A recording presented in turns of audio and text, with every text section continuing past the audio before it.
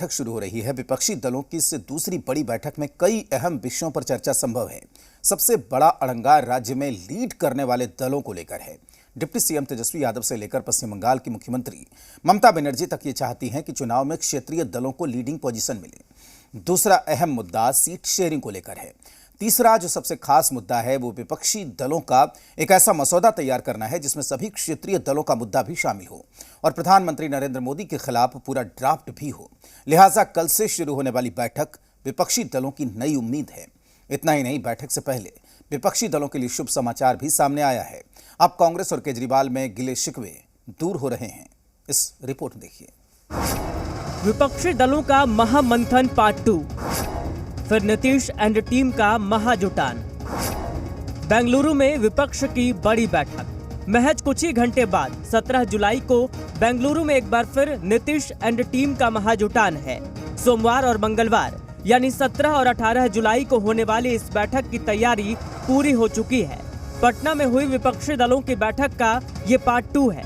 इस बैठक में विपक्ष के 24 पार्टियां शामिल हो सकती हैं। सबसे पहले जानिए कि सोमवार को होने वाली बैठक में क्या क्या हो सकता है। विपक्षी दलों के गठबंधन के नाम का ऐलान संभव। सीट शेयरिंग फॉर्मूले पर चर्चा। छोटी बड़ी पार्टियों के बीच समझौता। चुनाव की रणनीतियों पर चर्चा। राज्यों में लीड करने वाली पार्टियों पर चर्चा। यानी सोमवार और मंगलवार की बैठक में बहुत कुछ साफ हो सकता है, क्योंकि ममता बनर्जी से लेकर दूसरे क्षत्रप हमेशा चाहेंगे कि राज्यों पर क्षेत्रीय दलों की स्थिति पहले से स्पष्ट हो। ममता बनर्जी ने तो कांग्रेस के सामने लेफ्ट से समझौता नहीं करने की शर्त भी रखी हुई है। हालांकि दावा है कि इन सभी मुद्दों को सुलझा लिया जाएगा। यही वजह है कि बिहार के वित्त मंत्री विजय चौधरी ने दावा किया है कि जितनी पार्टियां पटना की बैठक में शामिल हुई थी, उससे ज्यादा पार्टियां बेंगलुरु की बैठक में शामिल होंगी। पटना में विपक्षी एकता की शुरुआत हुई थी और ये सिलसिला आगे चलता रहेगा। उससे ज्यादा सफलता मिलेगी बेंगलुरु में। यहाँ जितनी पार्टियां आई थी उससे ज्यादा पार्टियां वहाँ आ रही है। जितना सफलता पटना में मिली थी, ये उसी का रूप और विस्तार हो जाएगा। लोकसभा चुनाव 2024 में अब महज 7 से 8 महीने बचे हैं। मुख्यमंत्री नीतीश कुमार पिछले 1 साल से विपक्षी एकता की कवायद में जुटे हैं। पिछली बार जब पटना में बैठक हुई तो ये साफ कर दिया गया कि सभी विपक्षी पार्टियां प्रधानमंत्री नरेंद्र मोदी के खिलाफ लामबंद होने को तैयार हैं। हालांकि साझा प्रेस कॉन्फ्रेंस के दौरान अरविंद केजरीवाल नजर नहीं आए थे। खबर आई थी कि केजरीवाल कांग्रेस के रुख से बिदक कर वापस दिल्ली लौट गए, लेकिन बैठक से ठीक पहले दिल्ली में कांग्रेस और केजरीवाल में दोस्ती पर मुहर लग गई। यानी नीतीश कुमार की मुहिम को दिल्ली में भी मजबूती मिली है। नीतीश कुमार की पार्टी के प्रवक्ता भी साफ कह रहे हैं कि विपक्षी दलों की बैठक का एक ही मकसद है, 2024 में मोदी सरकार को हटाना। अब तक तो यह कह रहे थे कि कोई बैठक में आएगा नहीं, नाश्ता के लिए हो रहा है। और जब अब बैठक में और अधिक राजनीतिक दल जुड़ेंगे और इतना ही राजनीतिक दल 17 राजनीतिक दलों ने जो फैसला लिया, एक ही फैसला हमारा है कि ये 2024 में नरेंद्र मोदी की सरकार को हटाना है। एक और महामंथन पार्ट 2 से महागठबंधन के नेता उत्साहित हैं, तो दूसरी ओर बीजेपी का दावा है कि महागठबंधन कहीं भी बैठक कर ले, दाल गलने वाली नहीं है। एनडीए बिहार की सभी 40 सीटें जीतेगी। कोई फर्क नहीं पड़ता। बिहार की राजनीति में नीतीश अब कोई फैक्टर ही नहीं है। नीतीश कुमार बिहार की राजनीति में अप्रासंगिक हो चुके हैं, इसलिए कोई फर्क नहीं। लालू जी से लड़ूंगा, हम लोग अच्छे से लड़ूंगा और 40 का 40 सीट जीतेंगे। विपक्षी दलों की दूसरी बैठक से पहले महाराष्ट्र में शरद पवार की पार्टी को बड़ा झटका लगा था। बिहार में भी महागठबंधन का कुनबा लगातार कमजोर हुआ है।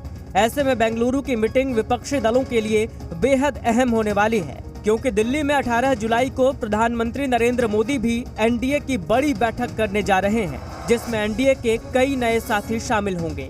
बिहार से जीतन राम मांझी, चिराग पासवान, उपेंद्र कुशवाहा, मुकेश सहनी शामिल हो सकते हैं, तो यूपी से ओपी राजभर और महाराष्ट्र से अजित पवार बैठक का हिस्सा होंगे। ब्यूरो रिपोर्ट, जी मीडिया। कल बेंगलुरु की बैठक में कुल 26 विपक्षी दल शामिल होंगे। कल शाम 6 बजे से 8 बजे तक बैठक होगी। उसके बाद कर्नाटक के मुख्यमंत्री सिद्धारमैया के द्वारा डिनर का आयोजन किया गया है। 18 जुलाई को सुबह 10 बजे से 4 बजे तक बैठक होगी। बैठक के बाद साझा प्रेस कॉन्फ्रेंस होगी। विपक्षी दलों की बैठक बेंगलुरु ताज वेस्ट इंड होटल में होगी। सभी नेताओं के ठहरने की व्यवस्था यहीं की गई है। बैठक में शामिल होने के लिए कल दोपहर से नेताओं के पहुंचने का सिलसिला शुरू हो जाएगा। सोनिया गांधी और राहुल गांधी भी दोपहर में ही बेंगलुरु पहुंच जाएंगे।